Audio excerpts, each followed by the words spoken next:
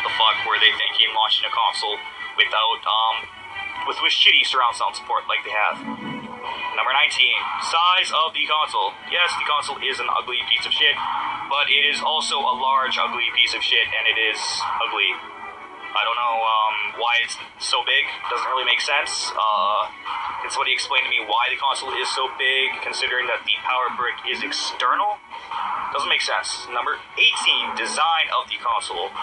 Yeah, it's kind of ugly, like I said before, but the design is off-putting. I don't know what they were thinking. It looks like a VCR, like many others have said, and I guess there will be some people who enjoy the look of it. Me, personally, I think it's kind of ugly, and I would not want it sitting in my living room because people would judge me for it, and they would think it's ugly, and I don't want ugly things in my living room. Number 17, price of Xbox Live. Why are we still banned for online in this day and age when PC gamers do not have to pay for online services to access their own internet connection? Sony is doing this now too, but at least theirs is $10 cheaper. Not making excuses. It's bullshit that we have to pay for online either way, but you still get more for Sony's PSN service than you do for Xbox Live. Number 17, price of Xbox Live. I just said that. Number 16, Windows 8 UI knockoff. Yeah, the UI is a knockoff of Windows 8. It's just like a bunch of blocks put together, and I guess you can arrange it and change the colors and shit like that, but I can't believe I actually said shit like that. But yeah, shit like that, it just doesn't really look attractive to me. It just looks like Windows 8, and it's like they put very little effort into the UI. I actually prefer the Xbox 360 UI over the Xbox One UI. Number 15, AA batteries. Why? Why are we still using AA batteries in 2013 for controllers? Why? Like, the PS4 controllers charge off the console, the PS3 controllers charge off the console, and no, getting a fucking cable to charge your AA batteries is not an argument. It's bullshit that we have to use AA batteries, and it's not like the cable that charges the controller comes with the console, because it doesn't, so why are we still using AA batteries? It's inconvenience. Number 14, the Dude Bro device with the Call of Duty audience. This is the ultimate Dude Bro device. It's, yeah, like enough said right there. I mean, Call of Duty, Halo, and more Call of Duty and FPS games out the ass, and sports games everywhere, and yeah, like really, like I don't know, like it's not even a pure gaming machine at this point, which isn't exactly a bad thing, but it's just the audience they're targeting isn't really purely the gaming audience, it's the entire entertainment audience, and it would be fine if they didn't just do it so fucking poorly. Number 13, power brick. Why do we have a huge fucking external fucking power brick? Why isn't it built inside the console? Look at how fucking big the Xbox One is compared to the PS4. And yet, the PS4 has a fucking power brick built internally inside the console, while the Xbox One has a fucking huge piece of shit, ugly power brick that is just disgustingly large and inconvenient. And, yeah, and even the console temperatures, as you can see in this picture, are pretty close and similar. So it's not like having this power brick built outside the console really helps with the heat, the overheating problems. Both consoles run pretty cool. It's not like heat is a big issue here. Number 12, sharing many exclusives with PC.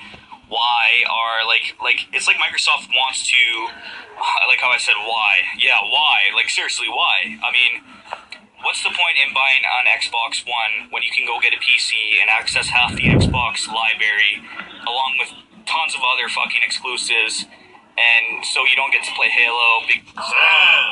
It's cheaper! Look, $100 is $100. Granted, the Xphone comes with the Kinect, and chances are you'll want to drop $60 on the PS camera thing anyways at some point. But still, you know, $100 is $100, man. I need grocery money. Hey, you know, corn dogs ain't cheap. Number 9!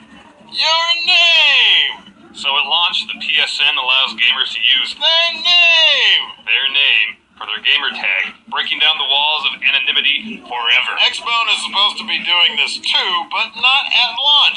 Get it together, Microsoft. Number 8. Looks. Look at the PS4, Larson. It looks like a piece of future tech. Sleek, smooth, and when side by side with the Xbox One, tiny. The Xbox One looks like a beta deck. Where's my tape of Condor Man? Man, I missed that movie. Number 7. Touch my pad! Kinda seems like a no-brainer at this point to toss a touchpad on a controller, what with everything being touchscreen these days. The jury is still out on how well it works on the DualShock 4, but we're thinking it's a gamble worth the risk. Number 6. PS, I don't think so. So, as we mentioned before, the PS camera thing is an optional peripheral for $60, whereas the Kinect is being force-fed to us, hence the price difference. Also, the early rumors of the X-Bone always being on were kind of weird, like it was always staring at you, even when you're sleeping, or being naked near it.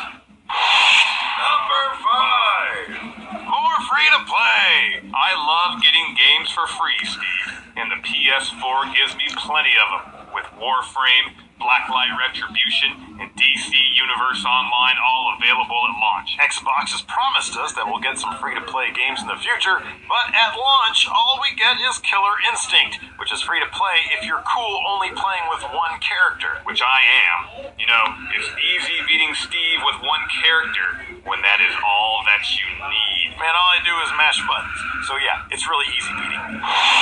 Number 4. Old PS games! Yay! This has me most excited about stuff, Larson. Sony's massive library of games is eventually going to find their way to the PS4 via the PlayStation Network. 1 second. Yeah, it's good. It's library. Huh? Not library. Still, it's very neat. Very cool. Say it with me now, okay? Okay. Library. Berry. Number 3. Uncharted. So there's going to be a new Uncharted game in town. That should be reason enough to buy a PS4. Honestly, the only thing I can think of that might make it better is if PlayStation offered me up some free pornography. I think someone may have already made your wish a reality, Steve. Really? Hey-oh. Well, I mean, no, there's no way I'm going to watch that.